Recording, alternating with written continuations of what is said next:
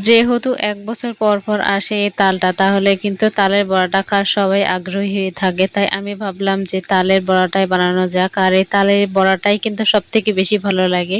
তাই আমি ভাবলাম বড়াটাই বানাই। ভালোভাবে পরিষ্কার করে নিচ্ছি। মানে কি এটা করতে কিন্তু অনেক বেশি সময় লাগে। তারপরে কি আর করা? তারপরে এই যে চিনি দিয়ে সবকিছু ভালো করে মাখিয়ে নিব। তোমরা কিভাবে বানাতে হয় সেটা কিন্তু জানো। সেটা আমার বলার কিছুই নেই। ভালো করে মাখিয়ে নিলাম। এখন আমি একে, একে সবগুলো ভেজে নিব। একটু কড়া করে ভেজে নিব। আর এই বড়াটা কিন্তু কড়া করে ভেজে নিলে ভালো লাগে। কারণ এটা যখন মানে বাসি হবে, জোড়ালে কিন্তু অনেক বেশি ভালো লাগে। গরম, গরম কিন্তু এগুলো খেতে অনেকটা ভালো লাগে না। পরে কিন্তু ভালো লাগে খেতে। এই তো আমি ভালো করে উল্টে-পাল্টে ভালো করে ভেজে নিব। আর আমার বড়াটা বানানো কেমন হয়েছে তোমাদের কাছে তাহলে কিন্তু অবশ্যই কমেন্ট করে জানাবে।